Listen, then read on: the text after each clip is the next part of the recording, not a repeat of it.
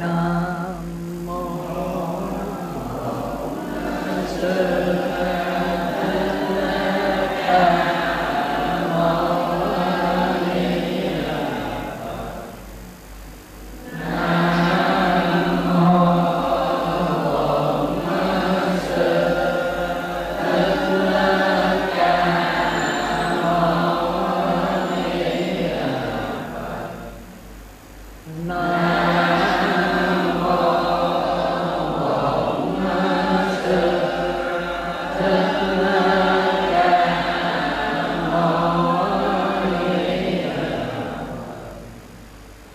xong ha, tới phần giảng ha.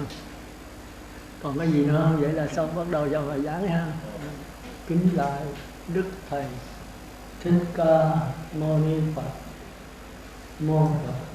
Thì hôm nay cũng có duyên lành về Phật Pháp, mà cũng là ngày mùng 5 tháng 7 thì cũng có thừa, thì mà đó ông mới đồng ý.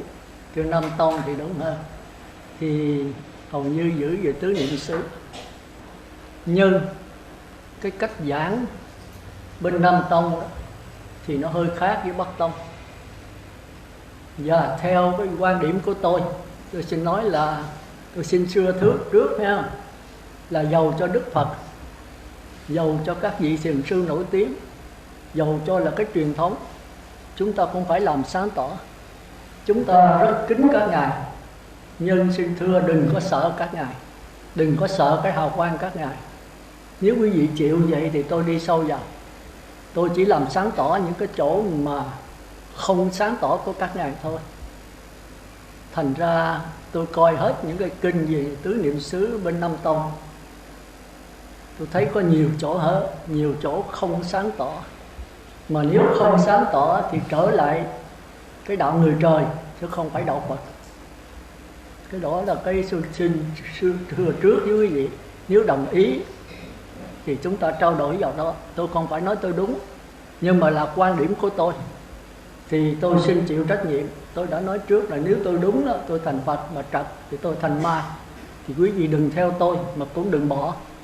Đây chỉ là cái chất liệu bồi dưỡng thêm cho quý vị, để có thêm sự suy gẫm, cho làm sáng tỏ, đừng có lọt vào ngũ âm ma.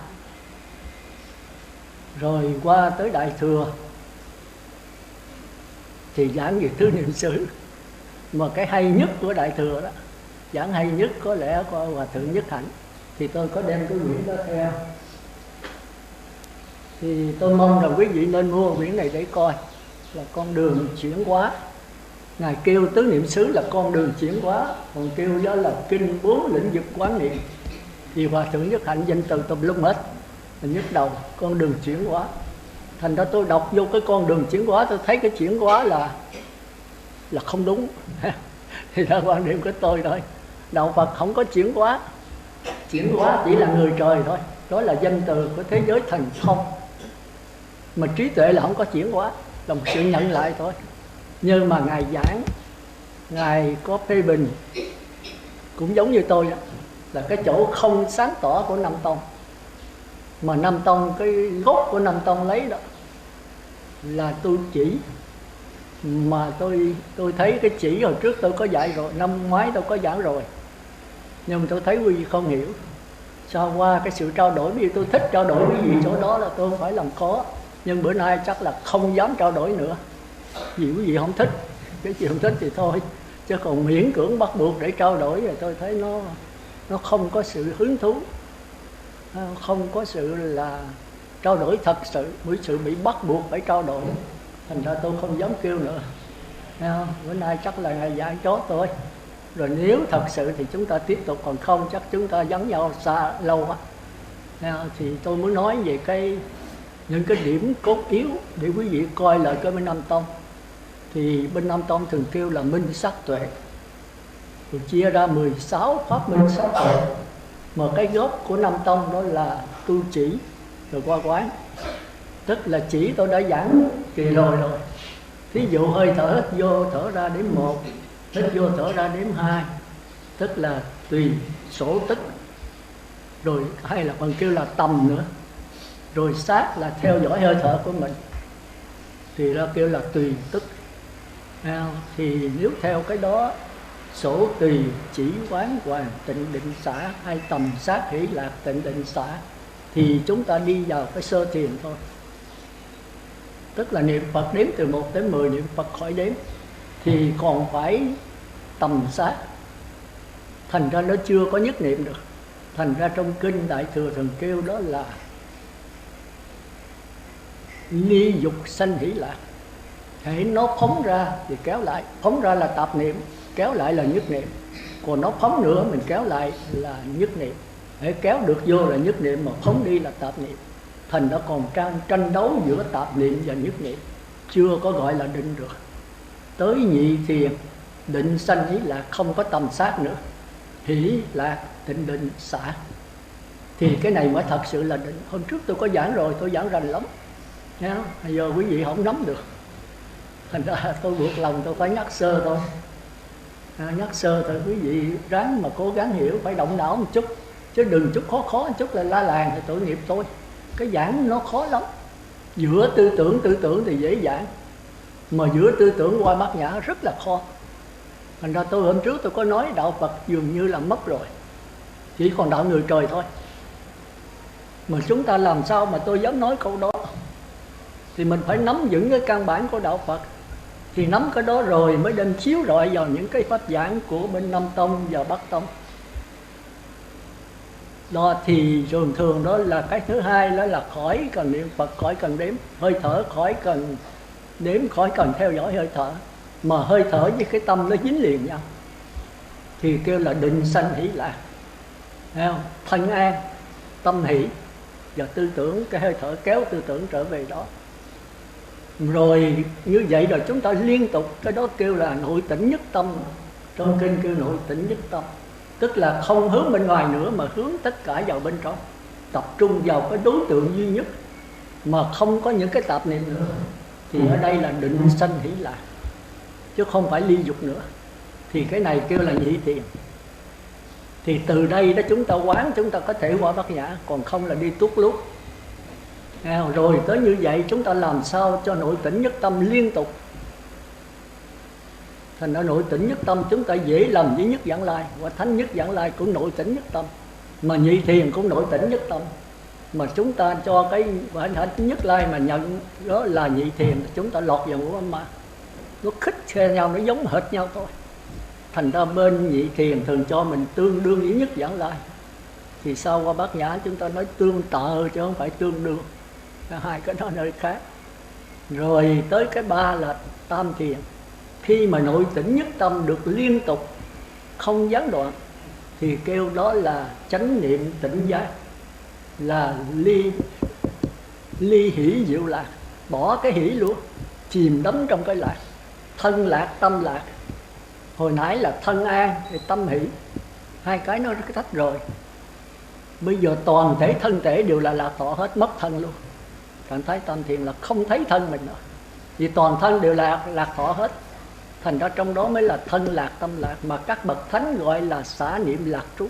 Thì hôm trước tôi có giảng kỹ lắm, hôm nay giảng nữa là không có thì giờ, tôi nhắc lại thôi. Thành ra tôi đòi hỏi quý vị là nghe tôi phải nghe nhiều và phải ôn bài vở để trả bài, thì tôi mới nắm được cái trình độ quý vị, tôi mới giảng sâu nữa. Rồi hôm trước trao đổi với trưởng tôi mới thấy là cái nhất niệm như trưởng nắm không vững. Ngài cho rằng cái quán đó thì không có chỉ. Thì tôi nói chết rồi, quán không chỉ làm sao quán. Nhưng hôm trước tôi có giảng rồi, chỉ có thể không có quán được, nhưng mà không có quán nào mà không có chỉ hết trơn. Cũng như hôm trước tôi giảng về vấn đề nhân quả cũng vậy.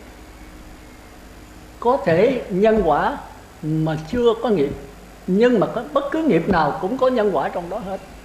Định lý ngược nó không có đúng, có điều có không đúng.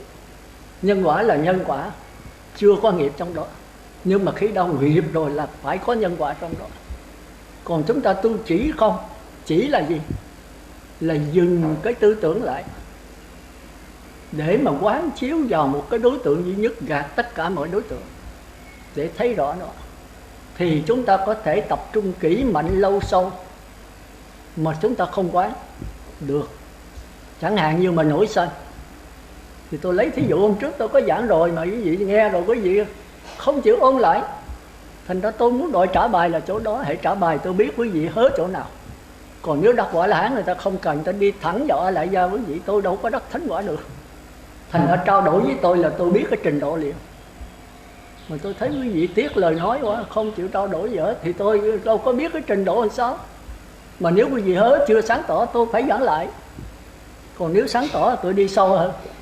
Mà nếu chưa sáng tỏ mà tôi đi sâu nữa thì cuối cùng không được cái gì hết. Gần không đi được rồi đi xa làm sao đi được. Lớp mẫu giáo lớp 1 mà chưa thông làm sao qua lớp 3 lớp 4 được. Thành ra cái ý của tôi là muốn giảng quý vị phải nắm được. Mà nắm được thì phải trả cái bài cũ. Mà thí vị thiết lời nói quý vị không thèm nói hồi đến thinh hết, thì tôi phải đành thôi. Tôi đành rút lui thôi. Thành ra cái kết quả không phải lỗi ở quý vị mà lỗi ở tôi. Tôi không biết cách làm như thế nào, mặc dầu tôi trình độ tôi được có giới hạn thôi, chứ tôi đâu phải là bậc thánh. Thì tôi giảng theo cái khả năng hết mình của tôi tìm đủ cách ví dụ để cho quý vị sáng tỏ. Nhưng mà gặp nhau mà biết rằng một tháng gặp nhau có 1-2 lần thôi, để đi lâu quá nó lật nhách. Mà phải quý vị về quý vị chịu nghiền ngẫm lại văn tư rồi mới tu.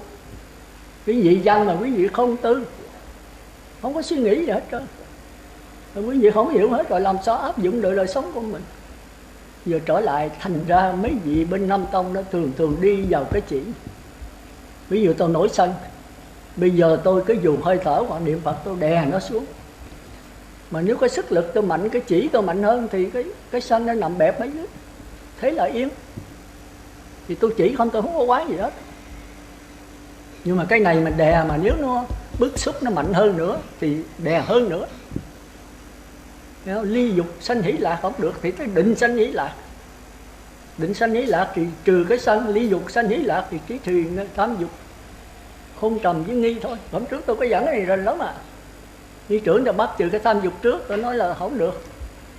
Tầm thì trừ hôn trầm, sát thì trừ nghi, hỷ thì trừ sân, lạc trừ phóng vật, bất lạc bất khổ thọ mới trừ tham dục. Tôi bắt từ dưới lên chứ.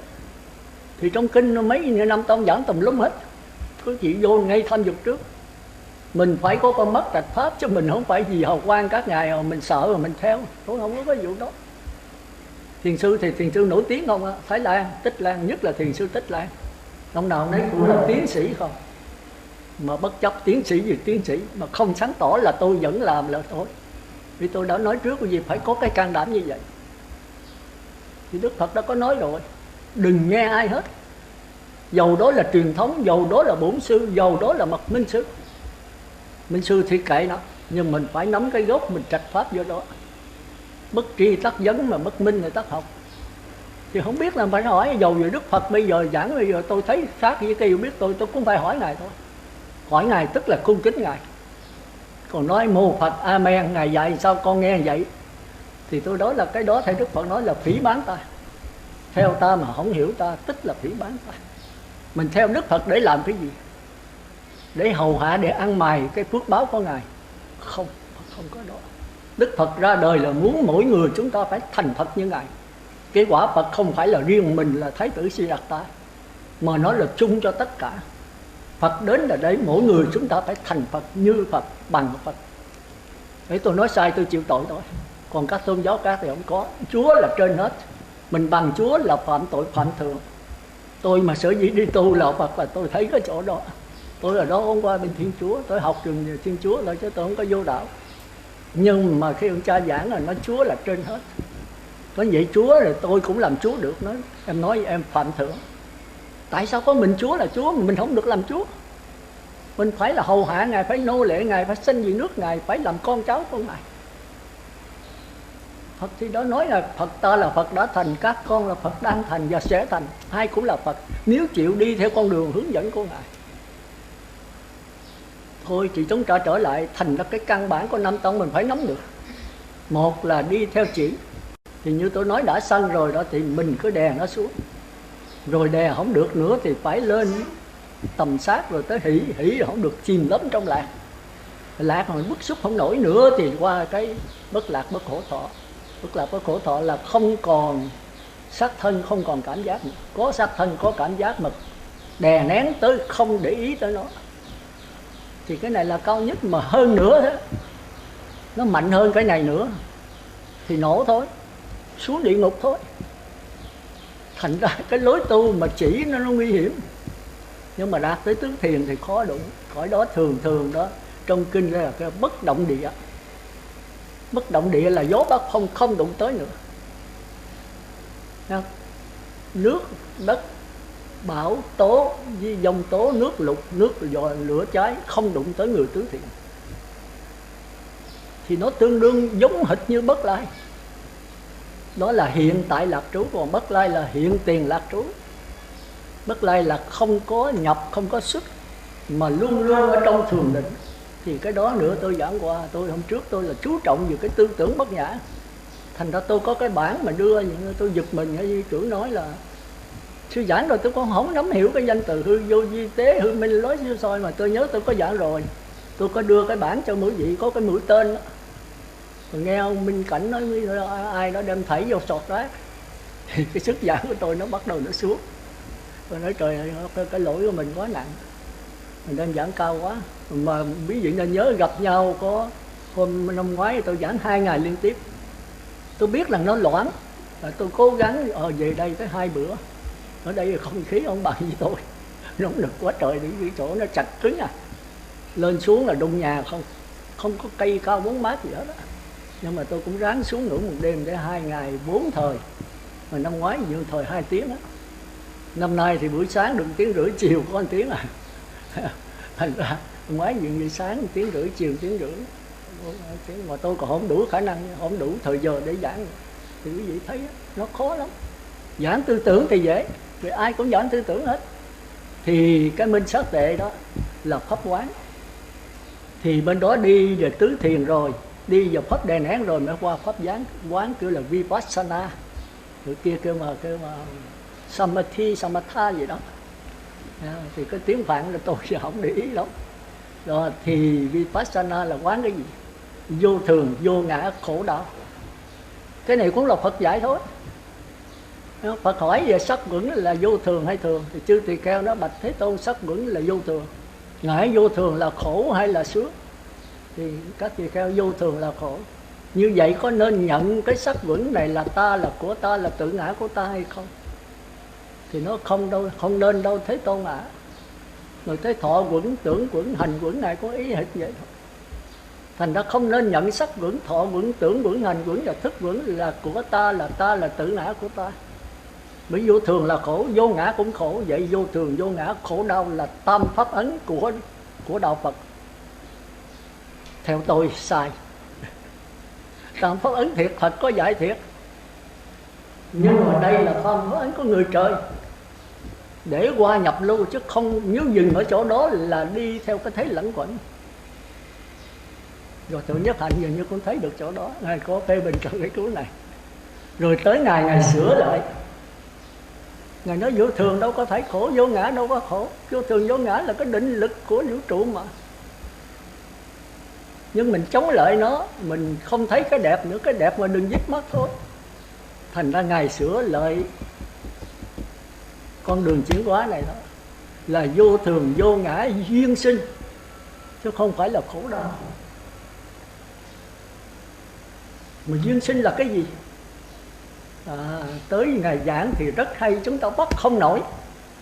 Nhưng mà nếu quý vị có cái căn bản, quý vị thấy Ngài giảng cũng trở lại tư tưởng nữa. Ngài đưa ra Ngài giảng nó khích khao giữa tư tưởng và bát nhã. Nhưng khi có pháp hạ thủ công phu thì Ngài cũng trở lại tư tưởng như thường. Bởi vì hai cái đường lối tu tập nó khác nhau. Cái lối theo tư tưởng là tập trung kỹ mạnh lâu sâu, và quán vô thường vô ngã khổ đau để mà giọt lên cao. Từ người trời giọt lên trời dục giới thấy là vô thường vô ngã khổ đau, giọt lên sắc giới, giọt lên sơ thiền là cái gai của nhị thiền, giọt lên nhị thiền là cái gai của tam thiền, giọt lên tứ thiền là cái gai của tứ không, giọt lên nữa, giọt tới phi tưởng thì vô sở xứ là thấy mình tương đương với A-la-hán. Phi tưởng thấy mình tương đương với Như Lai, thật ra là tương tự. Đây là đồ dỗm thôi. Hôm trước tôi có giảng rồi. Tôi nghĩ là quý vị đã có có suy tư rồi, văn rồi tư. Thì hôm nay tôi áp dụng vào cái cuộc sống, áp dụng vào những cái bài giảng của các nhà học giả, các nhà tiến sĩ. Bên Nam Tông là tiến sĩ Nam Tông nhiều á. Rồi Hòa Thượng cũng đâu có phải vợ, Ngài mới thấy được cái chỗ đó thì cũng giống như thôi. Nhưng mà Ngài giảng vô thường vô ngã duyên sinh thì Ngài lọt qua tư tưởng nữa. Thì quý vị nên mua cái quyển này để coi con đường chuyển hóa. Tôi ở dưới tôi photo 60 quyển. Tôi tính dạy tứ niệm xứ ở dưới. Thì tôi qua kinh 66 rồi, thì bắt đầu qua tứ niệm xứ nó dễ thôi. Nhưng mà tôi dính cái bệnh rồi, giờ tôi đi giảng tùm lum, dưới giảng ở Phật thất 5-6 chỗ. Rồi phải xuống đây nữa, rồi tay tăng tùm lum, rồi đi khai thị cho người chết, bây giờ chết vô cùng. Mà trước khi chết họ là muốn gặp mặt thôi, cái khổ chỗ đó. Còn mới vui vẻ họ ra đi. Rồi mình phát Bồ Đề tâm thì cũng phải lời đó trước mình. Khai thị cho họ muốn điều là xác thân phải chết, linh hồn không chết. Mà linh hồn là cái gì chỉ cho họ. Rồi sở dĩ mấy ông bà mà tạp niệm không, nhất niệm phát nguyện là giảng sanh thôi. Mà muốn nhất niệm phải gì? 6 căn tập trung vào đối tượng của A Di Đà. Mắt nhìn hình tượng, tai nghe tiếng niệm Phật, mũi ngửi mùi nhang trầm, miệng niệm thầm theo. Cái mặt xây vừa hướng mặt trời lặn. Cái óc là quan trọng nhất, phải nhớ Phật, nghĩ Phật, tưởng Phật, đó là 3 điều. Điều thứ tư là ma thì màu đen, Atula thần thì màu đỏ. Bởi vì khi mình giận cái hào quang, mình khi mà tu theo cái đó thì cái hào quang nó tủa ra thôi. Quý vị nhớ giận mặt đỏ ké, nhưng quý vị đắc quả mình sẽ thấy cái hào quang xung quanh đỏ lòn. Còn quý vị có cái tư tưởng ác đó thì cái hào quang xung quanh nó tối hù. Còn màu trắng là chư thiên, giữ giới rất kỹ. Còn màu xanh là tiên. Cái này là trong sông Mật Tông. Cái tức là cái linh hồn của chúng ta hành chuyển như một lưu. Hành là liên tục, chuyển là trôi chảy, giống như cái dòng nước đó, tức là hành chuyển như một lưu.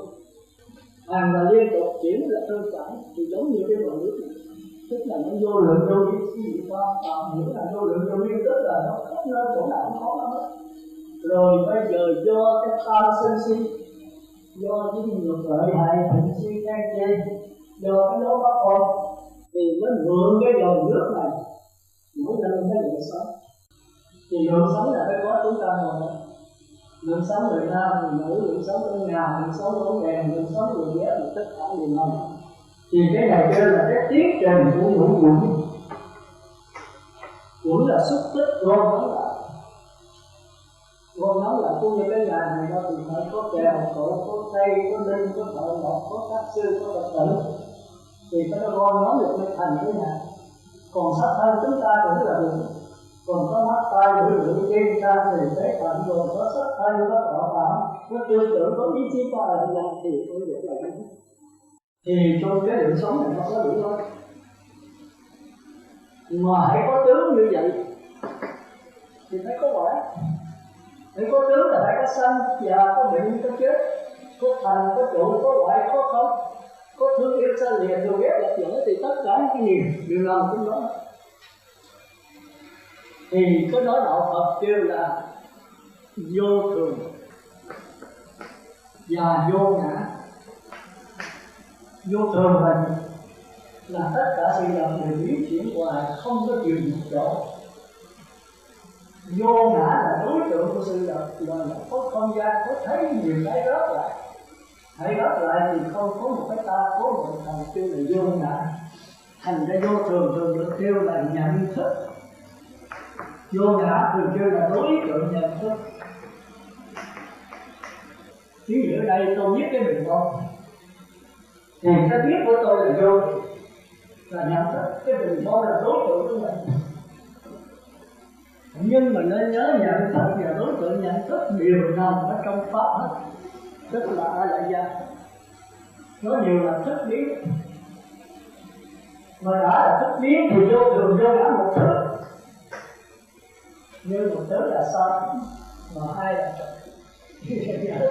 Thì vô thường cũng là thật, mà vô ngã cũng là thức.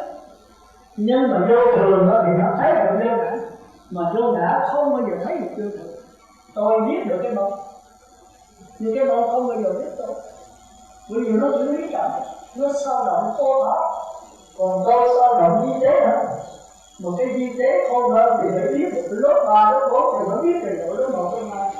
Mà nếu một ai không biết trình độ đó bao nhiêu thì cái vô thường này đó là cái trình độ nó cao hơn, nó chuyển biến mạnh. Nhưng mà lớp 1, lớp 3, lớp 4 đều là học sinh hết, tức là rất biết. Thành ra đứng về trước ra thì vô thường vô ngã là một thứ, rồi đứng về tác dụng thì vô thường là cái nhận thức, mà vô ngã là đối tượng nhận thức tác dụng khác nhau thì phải khác nhau, hiểu không? Tôi cố gắng tôi giảng nhiều biểu tôi sao tôi chưa hết rõ đâu, nhưng mà tôi làm sao cho sáng tỏ. Nếu mà những chỗ nào không hiểu cái gì thì hỏi lại, nhưng mà phải hỏi bây giờ. Để trước thì giảng hết, cái hỏi giờ thì nó chia rồi tôi không biết tôi giảng tới đâu. Thì tôi không có soạn bài, tôi hứng là tôi giảng thôi. Rồi bữa nào tôi khỏe là tôi giảng là rõ, mà những việc thành tôi không phải rồi là cái gì ở đây tôi không biết mãi tôi giảng tới đâu thì kéo dài hoài không đi đến đâu. Thành ra nên nhớ vô thường vô ngã thì nếu là nhận thức thì thuộc về thời gian. Mà thời gian thì sao? Có 3 lần: quá khứ, hiện tại, vị lai. Bây giờ tôi hiểu biết đây là do tôi học hỏi với kiếp trước ở hôm qua ở mấy tháng nay, thì tôi mới đeo cái lại ra, tôi mới để cung cấp cho tôi mới giảng được như vậy. Chứ vì không là tôi giảng không có vụ đó. Tôi phải coi kinh sách, tôi phải ngồi thiền, tôi phải niệm ẩm, tôi phải ngôn đi ngôn lại, tôi phải suy tư này kia, bây giờ tôi mới giảng được 40 mấy năm trời thôi. Thì tôi nghĩ là chỉ có pháp lý cái đưa để giải thoát. Mà trong các tông này chỉ có duy thức hoặc là duy hiệu pháp, nhưng duy hiệu pháp không phải duy thức. Nó trẻ vào tóc lần 8, chứ cũng biết nói vậy. Còn duy thức trẻ vào tóc lần 4. Thì duy thức nó có thể giảng tất cả các môn các sát rồi. Thành ra tôi nghiền ngẫm duy thức 10 mấy năm rồi. Coi tới, coi lui, coi đi, coi lại, coi bất cứ tác giả là giảng duy thức tôi đều coi hết. Thì thường đại viên giảng là độc đáo nhất, tới nhất ảnh giảng độc đáo nhất. Nhưng mà chỗ đó có chỗ hết tức là không sót bỏ. Tới ông Điêu Sư Hồng độc đáo, cư sĩ mà độc đáo. Những chỗ mà tôi thắc mắc tôi không hiểu, không ai giảng hết, cuối cùng không giảng. Cũng như đường đại viên đó thì bên di thức này, bên ấy, bên kia đó, bên di diệu pháp đó, thì tất cả dạng hữu trong vũ trụ con người và vũ trụ gồm có 4 phần thôi: tâm dương, tâm sở, sắc pháp và vô vi pháp. 4 phần. Tới duy thức cũng giống vậy nhưng mà khác một chút. Tâm dương, tâm sở, sắc pháp, bất tư ưng hành pháp. Bất tư ưng là nhiếp chớ người đó. Nhưng nó sao kỳ hả? Nhưng mà pháp thì có 4 thôi. Tâm dương là định biết, nó là nhãn thức, nhĩ thức, tỷ thức, tiệt thức, thân thức, ý thức, đọc na, ai lại ra thì có 8 thức thì phải được. Học muốn chết thì hiểu được. Rồi tâm sở đó là những cái sở hữu, những ta sai, những cái lính của tâm nhân. Ông vua thì phải có quan, phải có lính. Thì những cái này là tâm sở có 51 tâm, tâm dương có 8 thì hiểu được. Rồi cái sắc pháp là tâm sở với tâm dương này tạo ra sắc thân. Sắc thân tôi là do tâm. Nếu hồi trước tôi làm ác thì thân tôi bị rồi khuyết tật. Hồi trước tôi làm lành thì có số hướng tưởng tượng tôi khôn, tôi đâu có tạo cái khuyết tật gì chứ. Bây giờ tôi không muốn khuyết tật mà tôi làm ác thì chủ tự ác tôi này đó. Tôi muốn cất ở nhà 10 lần lầu mà tôi có 10 triệu thôi, thì tôi bây giờ muốn cất nữa cũng không được. Tôi muốn làm tên thân lành mà trước thì tôi phải làm ác rồi thì tôi phải chịu thôi. Thành ra tâm dương tâm sở này tạo ra sắc, nhưng mà hiểu có. Rồi tới vô vi. Vô vi là pháp không có điều kiện. Nếu mà dùng tư tưởng giảng thì vô vi thành ra tư tưởng. Thành ra bên gì pháp cái chuyện giảng vô vi. Thành ra giảng vô vi thì vô vi trở thành pháp. Pháp vô vi chứ không phải vô vi. Vô vi là không phải là pháp. Thì bên di diệu pháp mới có giảng được. Nhưng mà bên di thức thì có tư tưởng là cái gì? Không ai dám giảng được. Có một đường dây kia cũng giảng được cái. Có thể là đất, nặng can, chứng động phận, bị sanh tánh, dừng gọi tử định, thời gian, không gian gì đó, 24 cái. Tức là nó là hai. tới nhất là dạng không chạy bắt trước được là gì cũng đọc lại giảng được con cái đắc. Đắc là phi vật lý, phi sinh lý, phi tâm lý. Còn giảng vậy thì không giảng được nữa. Còn mãn cái là trước là phận là gì, sinh tánh là gì, không giảng được. Thành bế tắc. 500-700 năm gì trước từ tự nhiên là nó phải trong tới sau nhất thành là nó rất hay gì tới cho nó cũng bế tắc bắt trước đường tự nhiên. Mãi tới sau thì tôi coi những cái quyển người ta nghe cũng hiểu. Ông như sao không giảng về bất minh là có giảng đô 24 pháp. Tôi nói trời ơi, tôi chưa từng thấy ai giảng được 24 pháp. Giờ ông giảng tôi đáp ra thì nó khác với đường tự nhiên, khác với pháp. Nếu ông đúng thì thấy ông này sai, mà nếu ông sai là sao ông giảng được 24 pháp. Cái này bữa khác chúng ta bắt đầu nếu có học chúng ta coi là ở dài giảng có đó sẽ phải là thuyết học cho tôi. Thì bất tương tự là nó ngược với tâm dương, tâm sở, sắc pháp là tương ứng. Nếu mình coi rồi mình coi rồi cái nghiệp cảm duyên khởi là mình thấy nó rồi. Nghiệp cảm duyên khởi là có những cái duyên khởi đó nó tùy thuộc vào tâm duyên của mình. Có nhiều cái nó chốt lại thì đi khai thị mà cho người chết đó là cái đấy đó. Nó thành cái nghiệp cảm tình dục. Nghĩa là người chết muốn giảng sanh phải có điều kiện thì mới giảng sanh cái lý này. Thì phải có thiện căn phúc đức nhân duyên. Mà chính sư trưởng cũng vậy, không thiện căn phúc đức nhân duyên thì không nhập chúng ta hạnh phúc tử được. Muốn giàu với thì theo là phải có thiện căn phúc đức nhân duyên. Mà tôi đố cái gì biết thiện căn phúc đức nhân duyên là cái danh từ mà tới trường mà giảng là nó có cái thiện căn phúc đức nhân duyên. Mà chính sư trưởng cũng nói muốn nhập chúng vào hạnh phúc tử, muốn là tìm theo phải có thiện căn phúc đức nhân duyên thì mới nhập chúng sau. Bây giờ mới được gọi là bình đẳng, phải không? Không sư biết sư trưởng mà bây giờ là tôi coi thiện căn phúc đức như là cái gì mới được. Danh từ cái gì không giải thích được, danh từ thì cũng như không, danh từ không quan trọng. Nên tôi nói là ngôn ngữ trần gian là giả đó, đừng không đầy than cuốn lại con chịu vào chứ. Rồi tôi thì nói danh ngôn ngữ trần gian là giả có tràn ngập vô lượng cuốn lại con. Thì khi mà đắc quả rồi danh từ rất ít rồi. Còn khi chưa đắc quả danh từ làm trong mình đắc dối tên duy thức làm đắc dối nhất. Danh từ vô số chữ hát thôi. Nhưng mà khi mình nắm được rất là cái danh từ rất là một thực tại có 7, 8, 9, 2, 3 chục phương diện. Rồi cái ai lại gia tích nó có 7, 8, 9 tên. Rồi cái bạc ra tích 10 mấy 20 tên. Như thế hay. Tiếng Việt là cũng vậy. Tiếng Việt thấy có màu đen thôi á. Dầu đen thì kêu là dầu hắc. Ngựa đen thì kêu là lỗ ô.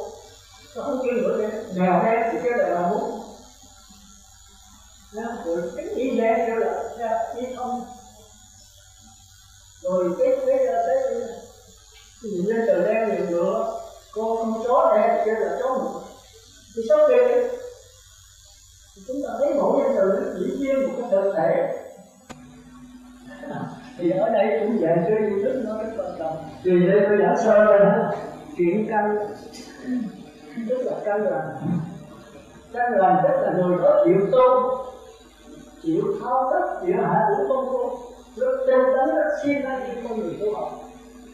Có người vô đây ăn ngủ à, cái dạng coi ăn đã rồi nằm ngủ. Ngày mai chết đi về đâu đi vậy?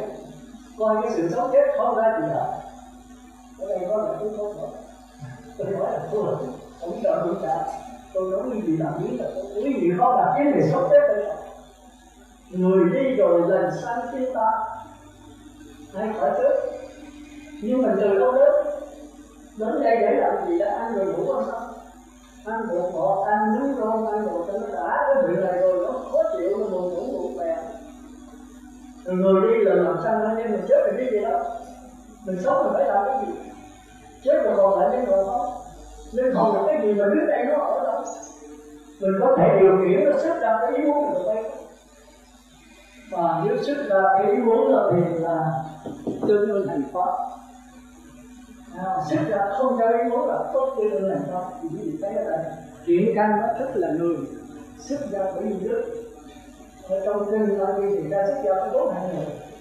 Rồi không có ta biết xuất gia vì hoàn cảnh là nghèo, xuất gia vì trốn nợ, xuất gia vì trốn lính về được.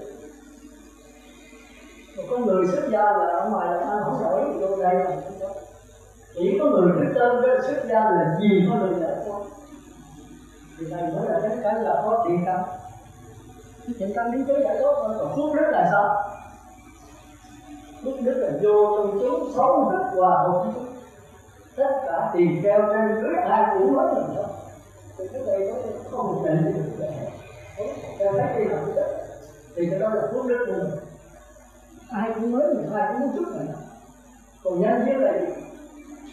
Nhân viên là giáo hội có tổ chức họ vô, họ chức giới đạo.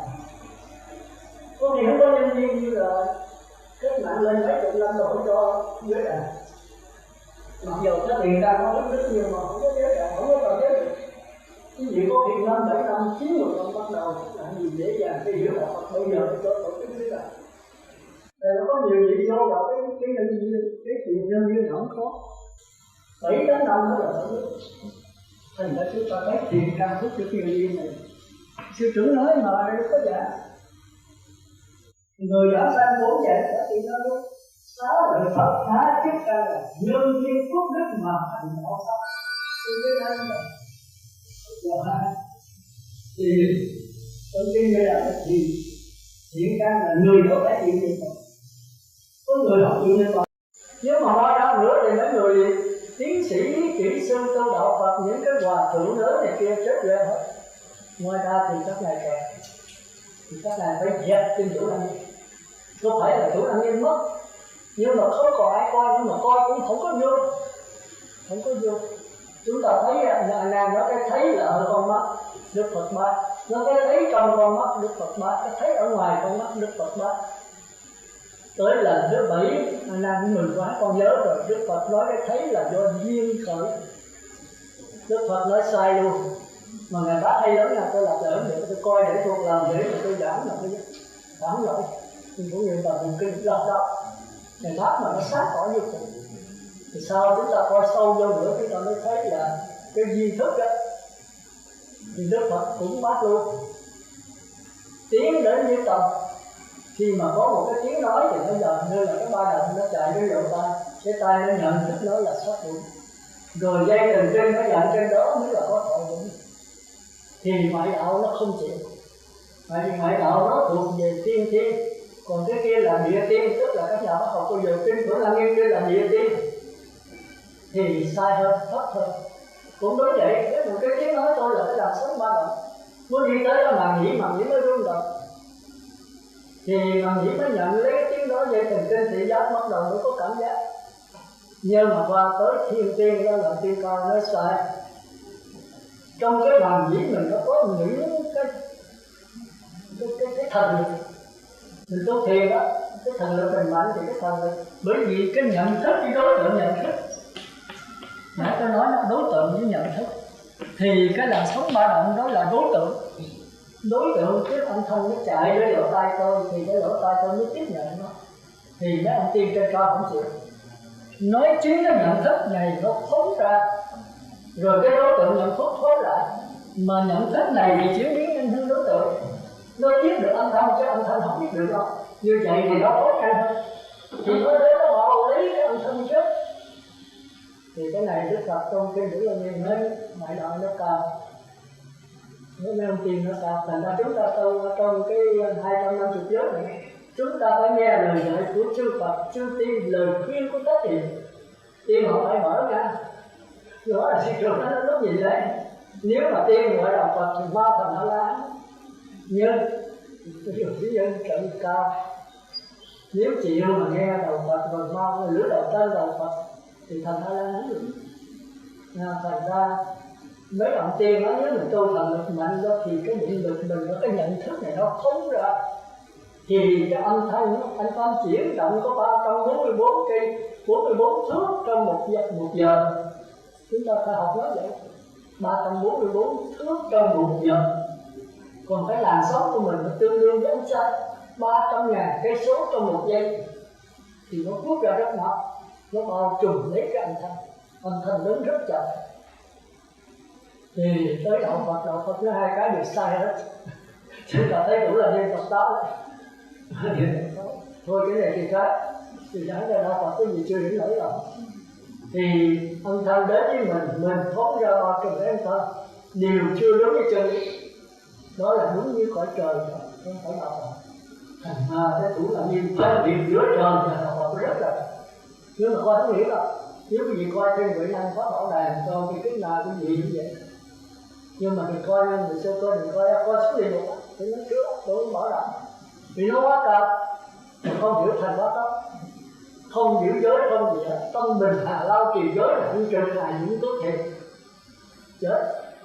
Và tâm bình là cái gì? Hạnh trừ là gì? Tâm bình hà lao trì giới là tâm đã bình rồi thì giới là cái gì? Hạnh trừ là những tốt thiệt, hạnh trừ những tốt thiệt. Đối cảnh là vô tâm mặc nhất tiền, mà đối cảnh là vô tâm chưa, mà vô tâm là cái gì? Thành ra cái gì là coi thì đáng chịu nha, tôi nói trước còn đủ khả năng thật. Lục định lực tôi quyết định cái đời sanh tử thì ít nhất cũng vào niệm thiền tâm thì còn niệm Phật mà còn tán loạn đừng có coi kinh Pháp Bảo Đại, đừng có coi Thích Ca, nó giết mình chết liền. Nhưng mà qua tới niệm thiền tâm thì cái tâm đã định rồi, định sanh lý lạc, ly hỷ vô lạc có thể coi. Thì quý vị mà làm sai đáng chịu mà đổ từ tôi là không được ạ. Tôi chỉ nói sự thật thôi.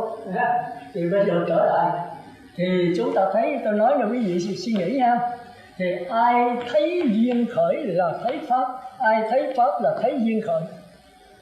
Thì ở đây cái quan trọng không phải là duyên khởi mà là cái thấy. Chúng ta phải hiểu điều đó, không phải là duyên khởi. Duyên khởi là các phát hiện sự giới thì nó thấy duyên khởi thôi. Nhưng mà tôi nói là duyên khởi các pháp do cái này có, do kia có, vậy là tôi đắc chưa? Cái đó là cái phân biệt của bác xếp thôi, chứ đâu phải là chúng ta tôi rồi được. Còn người ta đã thấy rõ nó chuyển biến như thế nào, thấy như thật như tự, thân như thật thân, thấy như thật thấy, chỉ thấy mà thôi, chứ đừng thấy cái gì hết. Thì cái này là bao phật. Còn thấy các pháp là duyên khởi, lấy cái duyên khởi làm quan trọng chặt lắm. Duyên khởi là người trời, nhưng mà thấy duyên khởi y như duyên khởi được không? Thấy chỉ thấy mà thôi, thấy như thật thấy, nghe như thật nghe, nghe chỉ nghe mà thôi. Thì cái nghe cái thấy là quan trọng. Tại sao mình không lấy cái thấy nghe này làm quan trọng? Ai thấy duyên khởi là thấy pháp thì cái thấy là quan trọng, ai thấy pháp là thấy duyên khởi. Thì cái thấy là quan trọng, cái duyên khởi là thôi gì. Nếu mà thấy rõ duyên khởi là siêu sao thì không dính mắc rồi nữa được.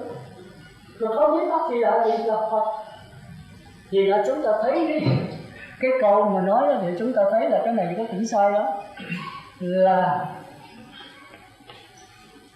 tri huyễn tức ly, thì tức là đọc đó. Ly huyễn tức giác. Rồi thì ta nhận là tri là biết, biết là huyễn, huyễn là vọng, vọng thiện vọng ác thì cũng vọng hết. Tri huyễn tức ly tức là lập tức ngay lúc đó không theo, chứ ly là không theo đâu. Mà mình có theo đâu mà không theo. Nếu mà tôi đã có theo được giờ tôi không theo thì cũng là thích có theo đó. Tôi bây giờ tôi giận anh, bây giờ tôi tha thứ cho anh, như vậy có thật sự tha thứ không? Cũng là thích trong nữa thôi. Tôi có nắm đâu mà bỏ. Ngay từ đầu mà tôi đã có nắm rồi thì tôi bỏ, thì cái bỏ mình thích có nắm nữa. Tôi thấy là sơ thiền không được rồi tôi bỏ sơ thiền, tôi tới nhị thiền. Thì nhị thiền cũng là cái cấp nữa. Tôi thấy nhị thiền là cái gai tôi chảy lên tam thiền, thì tam thiền cũng là cái dòng nữa. Chừng nào mà thấy rõ như vậy đừng có dính mắc. Thì là chữ ly là không thể nói là không theo được, mà phải nói là cái tri này mới quan trọng. Không phải cái huyễn là quan trọng, mà là cái tri nó quan trọng. Tôi biết là giọng thiện giọng ác mà tôi thấy rõ nó, tôi biết rõ. Thì cái biết này chính là chơi, rồi còn cái gì nữa? Đi tìm cái chơi ở đâu? Tôi là vô, tôi biết tôi vô, thì cái biết này là trí huệ. Thì bây giờ vô tôi cải sửa cho nó khôn, thì cái khôn này là cái trái hình của cái giọng nữa. Làm được không? Hiểu không? Nếu không hiểu thì thôi. Thì tôi đã nói ngại vậy đó. Không hiểu thì thôi, cái tôi không làm gì được hết. Còn hiểu là về thực tại hiểu gì chưa, tôi cũng chưa làm được là tôi nói trước. Cái này là văn tư, thì tôi có cái tư hơn quý vị thôi. Còn cái tôi của xin thưa là khi trả lời biết đâu quý vị nghe quý vị tu trước rồi không chừng. Thì chừng đó giải để tối, chỉ có vậy thôi. Còn cái này không ai giải ai được đó. Biết thì biết, không biết thì thôi. Thành ra mấy vị thiền sư thường thường biết thẳng vậy đó. Mà lão nói là quá khứ tâm có khả năng, vị lai tâm có khả năng, tương lai vị lai có khả năng, hiện tại tâm có để điểm cái tâm nào chỉ chưa đây rồi điểm tâm. Không ngồi cũng nhổ trái trời ơi. Tôi thuộc trong Kim Cang có mình sẽ giải Kim Cang, mình không nhớ cái chỗ này. Bây giờ bà lão hỏi ra đời xong cũng nhiều suy nghĩ rồi. Một phút nghĩ suy mấy bay ngàn dặm. Đại đức biết thì nói, biết không biết thì thôi ra phải nói. Đừng có suy nghĩ là càng sanh chứa nhiều vấn đề. Thành ra vấn đề của chúng ta đó là do tư tưởng. Mà chấp nhận tư tưởng là một cái ngu. Chấp nhận tư tưởng là tư tưởng có vấn đề. Ở trong máu anh có vấn đề, ở trong phổi anh có vấn đề. Có vấn đề là có đau khổ. Thì bây giờ phải giải quyết vấn đề thế giới bây giờ đang mất hòa bình. Bây giờ làm sao làm hòa bình cho thế giới? Đặt thêm cái phiền não, thêm cái chiến tranh vào thế giới. Thế giới làm sao hòa bình được? Nếu thế giới hòa bình Đức Phật ra thì thời Đức Phật hòa bình hết. Nhiều lừa giết hết dầu hết hết. Đức Phật cả ba là không được. Vô tần mà sa ra, a sa tế giết tần mà sa ra. Đức Phật còn sống này là cái gì? Vậy thì Đức Phật sanh ra đời để làm cái gì?